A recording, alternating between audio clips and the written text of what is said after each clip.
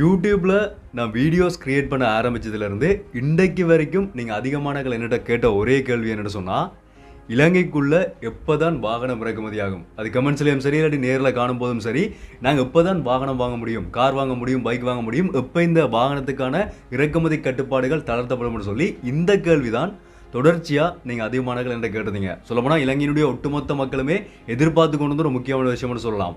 அந்த வாகன இறக்குமதிக்கான ஒரு உத்தியோகபூர்வமான பதில் இப்போ இந்த புதிய அரசாங்கத்தால் எங்களுக்கு கிடைச்சிருக்குது. ஸோ கிட்டத்தட்ட ஒரு 4 வருடம், சரியாக சொல்ல போனால் 5 வருடங்கள், 2020ஆம் ஆண்டில் தான் முழுமையாக நிறுத்தப்பட்டது. ஆனால் 2019ஆம் ஆண்டிலேயே அதுக்கான கட்டுப்பாடுகள் கொண்டு வரப்பட்டாச்சு.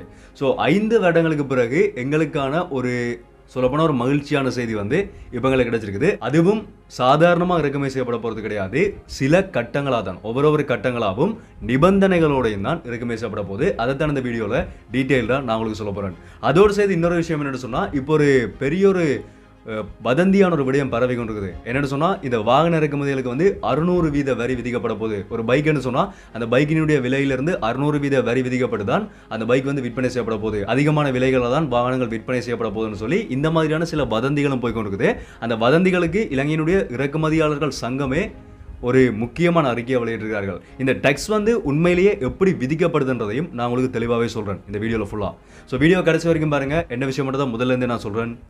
அனைவருக்கும் வணக்கம். நான் உங்கள் BK கரிகாலன். அதுக்கு முதல் என்னோட சேனலுக்கு யாராவது புதுசாக வந்துருந்தீங்கன்னு சொன்னால், இந்த மாதிரியான இன்ஃபார்மேட்டிவ் வீடியோஸ், அதே மாதிரி நியூஸ் அனலைசிஸ் அப்டேட்ஸ் வந்து தொடர்ச்சியாக பார்க்கணும்னு சொன்னால் மறக்காமல் சப்ஸ்கிரைப் பண்ணி அந்த பெல் ஐக்கனை கிளிக் பண்ணி ஆல் ஆப்ஷன் வச்சுக்கோங்க. அப்போ நான் அப்லோட் பண்ண வீடியோஸ் எல்லாமே தொடர்ச்சியாக உங்களுக்கு கொடுக்குறேன், நோட்டிஃபிகேஷன் வரும். அதே மாதிரி யாராவது நான் பர்சனலாக ஃபாலோ பண்ணணும்னு வச்சிங்கன்னு சொன்னால், இன்ஸ்டாகிராமில் போய் BK கரிகாலன் சர்ச் பண்ணி சொன்னால் ப்ரொஃபைல் வரும். அங்கேயே மறக்காம ஃபாலோ பண்ணிக்கொள்ளுங்க. இந்த வீடியோ லைக் பண்ணுறதுக்கு மறந்துடாதீங்க. இதோட கடைசியில் முடிஞ்ச வரைக்கும் எல்லாருக்குமே இந்த வீடியோ ஷேர் பண்ணுங்கள்.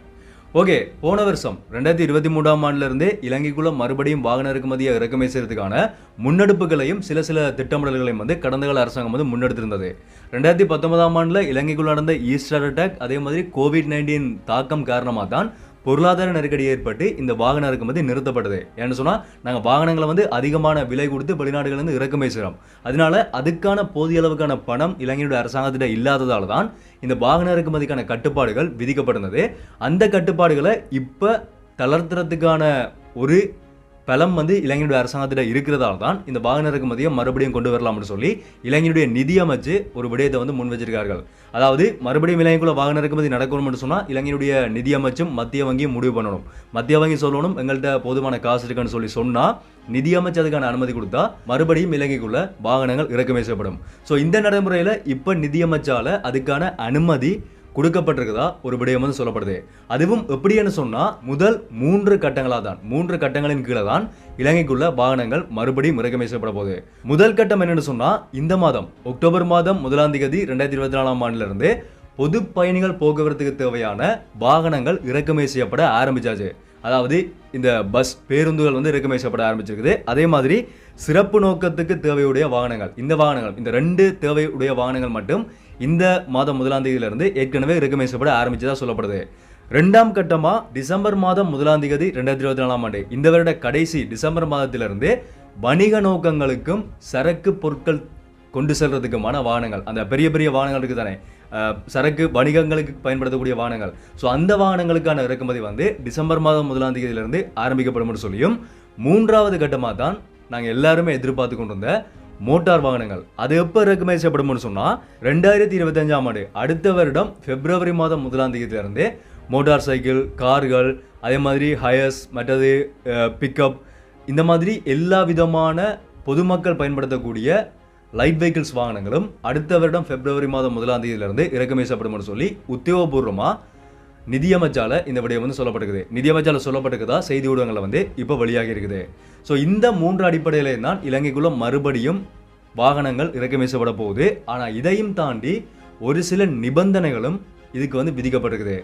என்னென்ன நிபந்தனைகள்னு சொன்னால், 1, மோட்டார் சைக்கிள்களுக்கான இறக்குமதி 3 வருடங்களுக்கு மட்டுப்படுத்தப்படும் சொல்லப்படுது. 2வது, வணிக நோக்கங்களுக்காக இறக்குமதி செய்யக்கூடிய வாகனங்களுக்கு 5 வருடத்துக்கு இறக்குமதி மட்டுப்படுத்தப்படும் என்றும், சிறப்பு நோக்கங்களுக்காகவும் பாதுகாப்புக்காகவும் கொள்வனவு செய்யக்கூடிய வாகனங்களுக்கு 10 வருடங்களுக்கு இறக்குமதி மட்டுப்படுத்தப்படும் சொல்லியும் ஒரு நிபந்தனை விதிக்கப்பட்டிருக்குது. அடுத்ததா, இந்த இறக்குமதி செய்யப்படக்கூடிய வாகனங்கள் இருக்குதானே, அந்த இறக்குமதி செய்கிற இறக்குமதியாளர்கள் ஒரு வாகனத்தை இறக்குமதி செய்து 90 நாட்களுக்குள்ள அந்த வாகனங்கள் விற்பனை செய்யப்படணும். அவர்கள்ட்ட வைத்திருக்கக்கூடாது, உடனடியாக விற்பனை செய்யப்படணும். அப்படி விற்பனை செய்யப்படாட்டி அதுக்கான அபராதம் விதிக்கப்படும் சொல்லியும் ஒரு நிபந்தனை கொண்டு வரப்பட்டிருக்குது. அதே மாதிரி ஒரு வருடத்துக்கான லைசன்ஸ் சிஸ்டம் ஒன்று வந்து புதிதாக அறிமுகப்படுத்தப்படும் சொல்லப்படுகிறது. ஸோ இந்த நிபந்தனைகளுடைய அடிப்படையின் கீழே தான் மறுபடியும் இலங்கைக்குள்ள புதிதா இந்த வாகனங்கள் இறக்குமதி செய்யப்பட போகுது. சொல்லப்போனால் இந்த புதிய அரசாங்கத்தால் ஏற்கனவே இருந்த அரசாங்கத்தினுடைய திட்டமிடலின் கீழே இந்த 3 கட்டங்களாக இறக்குமதி செய்யணும்னு சொல்லி கடந்த கால அரசாங்கம் தான் இதை திட்டமிட்டிருந்தது. அந்த திட்டமிடலை பின்பற்றி மத்திய வங்கி அதுக்கான அனுமதி கொடுத்தோன்னே இப்போ புதிய அரசாங்கத்தால் இந்த வாகனங்கள் வந்து இறக்குமதி செய்யப்பட போகுது. ஸோ இந்த நியூஸை வந்து இப்போ இலங்கையினுடைய இறக்குமதியாளர்கள் சங்கத்தினுடைய தலைவரும் இதை வந்து உறுதிப்படுத்தியிருக்கிறார். இலங்கையுடைய அரசாங்கம் திரும்பவும் வாகனங்களை இறக்குமதி செய்யறதுக்கான அனுமதியை வந்து ஏற்கனவே கொடுத்துட்டார்கள். அக்டோபர்லேருந்தே இறக்குமதி செய்யப்பட்டு கொண்டு சொல்லி அவரும் வந்து இதை விடயத்தை வந்து உறுதிப்படுத்தியிருக்கார். ஓகே, இப்போ வந்து இந்த வாகன இறக்குமதி செய்யப்படுறதுக்கு முதல் இருந்தே வாகனங்கள் இறக்குமதி செய்யப்பட்டு விற்கப்படும் போது அதுக்கு அதிகமான வரி விதிக்கப்படுதுன்னு சொல்லி ஒரு விடயம் வந்து போய்கொண்டு வந்தது. வரி விதிக்கப்படுறது உண்மைதான், அது எப்படி விதிக்கப்படுறதையும் சொல்கிறேன். ஆனால் எப்படி செய்திகள் போய்கொண்டு வந்தேன்னு சொன்னால் 600% வரி விதிக்கப்படுது. அந்த வாகனத்தினுடைய மொத்த பெறுமதியிலிருந்து 600% வரி விதிக்கப்பட்டு தான் அந்த வாகனம் இலங்கைக்குள்ள விற்பனை செய்யப்படும் சொல்லி இந்த மாதிரியான ஒரு சில போலியான செய்திகள் வந்து பரவப்பட்டு கொண்டது. அதுக்கு வாகன இறக்குமதியாளர்கள் சங்கத்தாலேயே ஒரு விடயம் வந்து சொல்லப்படுகிறது. அவர்கள் என்ன சொல்லியிருக்கார்கள் சொன்னால், அப்படி வரி விதிக்கப்படுமா இருந்தால் யாருமே இலங்கைக்குள்ள வாகனத்தை வாங்க மாட்டார்கள். ஏன்னு சொன்னால் இலங்கைக்குள்ள வாகனம் இறக்குமதி செய்யப்பட்டு விற்கப்படுறபடியா வரி விதிக்கப்படுறது உண்மை. ஆனால் இந்த அளவுக்கு வந்து அங்கே வரி விதிக்கப்படுறதில்ல. எப்படி வரி விதிக்கப்படுதுன்றதை சொல்கிறோம் பாருங்க. உதாரணத்துக்கு ஒரு 1 லட்சம் ரூபாய்க்கு நாங்கள் ஒரு வாகனம், ஒரு உதாரணத்துக்கு சொல்கிறேன், சிம்பிளாக வந்து ஒரு 1 லட்சம் ரூபாய்க்கு ஒரு வாகனத்தை நாங்கள் இலங்கைக்குள்ள கொள்வனம் செய்ய போகிறோம்னு சொன்னால் முதலாவது அதுக்கு சுங்க வரி விதிக்கப்படும். இந்த சுங்க வரின்றது வந்து அடிப்படையாக எல்லா இலங்கைக்குள்ள இறக்குமதி செய்யப்படக்கூடிய எல்லா பொருட்களுக்குமே விதிக்கப்படக்கூடிய ஒரு அடிப்படையான வரி தான். ஸோ இந்த சுங்க வரின்றது வந்து முதல்ல விதிக்கப்படும். ரெண்டாவதா அந்த வாகனங்கள் வந்து கலால் வரிக்குள்ள உட்படுத்தப்படுறபடியா கலால் வரி விதிக்கப்படும். அந்த கலால் வரி வந்து என்ன அடிப்படையில் விதிக்கப்படும் சொன்னால், அந்த வாகனத்தினுடைய என்ஜின் கெப்பாசிட்டி எப்படி இருக்குன்றதை பார்த்து அந்த என்ஜின் கெப்பாசிட்டிக்கு ஏற்ற மாதிரி கலால் வரி விதிக்கப்படும். அப்படி இல்லைன்னு சொன்னால் அந்த வாகனத்தினுடைய பெறுமதி, அந்த வாகனம் வந்து எப்படிப்பட்ட வாகனம்ன்றதை பொறுத்து அதுக்கான வரி விதிக்கப்படும். இப்போ உதாரணமாக சொல்ல போனால் ஒரு லக்ஸரியான ஒரு அதி உயர் சொகுசு வாகனம்னு சொன்னால் அந்த அதி உயர் சொகுசு வாகனத்துக்கு அதிகமான வரி விதிக்கப்படும். அதே மாதிரி ஒரு ஸ்போர்ட்ஸ் கார் கொள்வனம் செய்யணும்னு சொன்னால் ஸ்போர்ட்ஸ் காரோட இன்ஜின் கெப்பாசிட்டி வந்து அதிகமாக இருக்கும். அதனால அந்த இன்ஜின் கெப்பாசிட்டிக்கு ஏற்ற மாதிரி அதுக்கும் வந்து மிக அதிகமான கலால் வரி வந்து விதிக்கப்படும். இந்த 600% கிடையாது, அதுக்கேற்ற மாதிரி ஒரு குறிப்பிட்ட தொகை வந்து அதிகமாக விதிக்கப்படும். ஸோ அதுக்கு பிறகு மூன்றாவதா வெட் வரி, வேல்யூ அட்டட் டேக்ஸ், பெறுமதி சேர் வரி வந்து விதிக்கப்படும். இந்த பெறுமதி சேர் வரி எந்த தொகையில் விதிக்கப்படும் சொன்னால் CIFன்னு சொல்லி ஒரு விஷயம் இருக்குது. அதாவது கோஸ்ட், இன்சூரன்ஸ், ஃப்ரிட்ஜ், இந்த 3ம் உள்ளடங்களா அந்த வாகனத்தினுடைய மொத்த பெறுமதி எவ்வளவு வருதோ அந்த மொத்த பெறுமதியில் அடிப்படையாக 15% இந்த வெட் வரி வந்து விதிக்கப்படும். அதுக்கு பிறகு port and airport development levy என்று சொல்லி இந்த ஒரு வரி வந்து 5% விதிக்கப்படும் அதோட மொத்த பெறுமதியில். அதுக்கு பிறகு NBI, நேஷனல் பில்டிங் டேக்ஸ்ன்னு சொல்லி 2% வரி அந்த வாகனத்தினுடைய மொத்த பெறுமதியிலிருந்து விதிக்கப்படும். ஸோ இந்த வரிகள் மட்டும்தான் அடிப்படையாக பிரதானமாக ஒரு வாகனத்தை கொள்வனவு செய்யும் போது அங்கே விதிக்கப்படக்கூடிய வரிகள். அந்த வரிகள் எல்லாத்தையுமே விதித்ததுக்கு பிறகு வெளியில் வர வாகனம் எவ்வளவுக்கு பெறுமதிக்கு வருதோ, இப்போ உதாரணமாக அந்த 1 லட்சம் ரூபாய் வாகனம் வந்து இவ்வளவு வரியும் விதிக்கப்பட்டதுக்கு பிறகு ஒரு 2,50,000 ரூபாய்க்கு வருதுன்னு சொன்னால் அந்த 2,50,000 ரூபாயிலிருந்து அதை விற்பனை செய்கிற விற்பனையாளர் வந்து தனக்கான லாபத்தை வச்சுக்கொண்டு அந்த வாகனத்தை வந்து விற்பனை செய்வார். உதாரணமாக ஒரு 3 லட்சம் ரூபாய்க்கு, சும்மா சிம்பிளாக சொல்கிறேன், ஒரு 3 லட்சம் ரூபாய்க்கு விற்கிறார்னு சொல்லி வைங்க. அந்த 3 லட்சம் ரூபாய் தான் அந்த வாகனத்தினுடைய பெறுமதி. ஆனால் இவர்கள் சொல்கிற மாதிரி 1 லட்சம் ரூபாய்க்கு ஒரு வாகனத்தை வாங்கி அதுக்கு 600% வரியை விதிச்சா 6 லட்சம் ரூபாய்க்கு இல்லாட்டி 7 லட்சம் ரூபாய்க்கு அந்த வாகனத்தை விற்பனை செய்கிறதுக்கான அந்த விற்பனையாளர்களினுடைய ஒரு சில தந்திரமான விடயங்கள் தான் இதன்னு சொல்லி இறக்குமதியாளர்கள் சங்கத்தால் இந்த விடயம் வந்து ஒரு எச்சரிக்கை மாதிரியே சொல்லப்படுகிறது. மக்கள் யாருமே ஏமாந்துடாதீங்க. அப்படி யாராவது 600% வரி விதிச்சு தான் நாங்கள் வாகனத்தை கொள்வனவு செய்கிறோம், அதனால இந்த விலைக்கு தான் இந்த வாகனம் விற்கப்படும்னு சொன்னால் தயவு செய்து அதை நம்பாமல் சரியான முறையில் அந்த வாகனத்துக்கு எவ்வளோ வரி விதிக்கப்படுதுன்றதை வந்து நீங்களே ஆன்லைனில் செக் பண்ணி பார்க்கலாம்.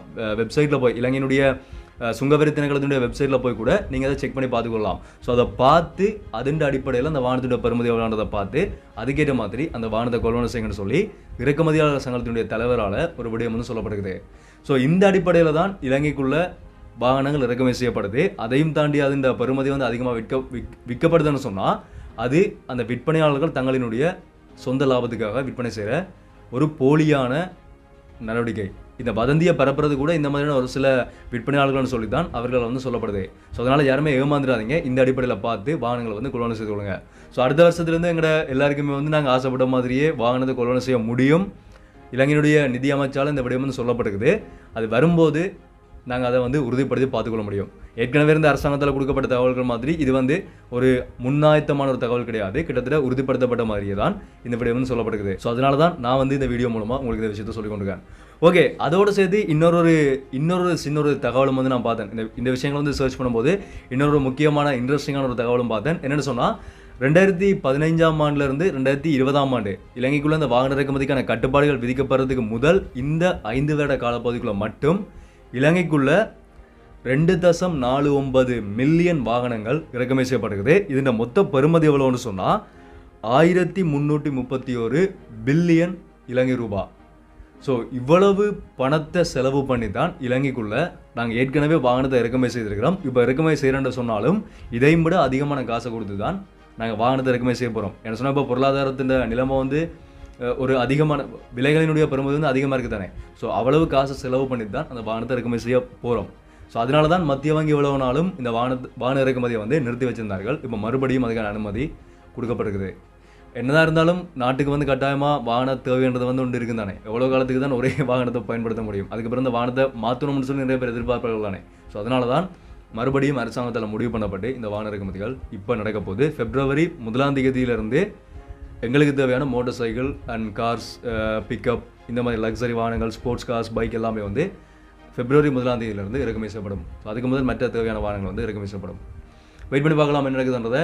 ஸோ இதை பற்றி நீங்கள் நினைக்கிறீங்கன்றதையும் தாராளமாக கீழே கமெண்ட் சொல்லுங்கள். முடிஞ்ச வரைக்கும் இந்த வீடியோ வந்து எல்லாருக்குமே ஷேர் பண்ணி இந்த விஷயத்தை எல்லாருக்குமே தெரியப்படுத்துங்க.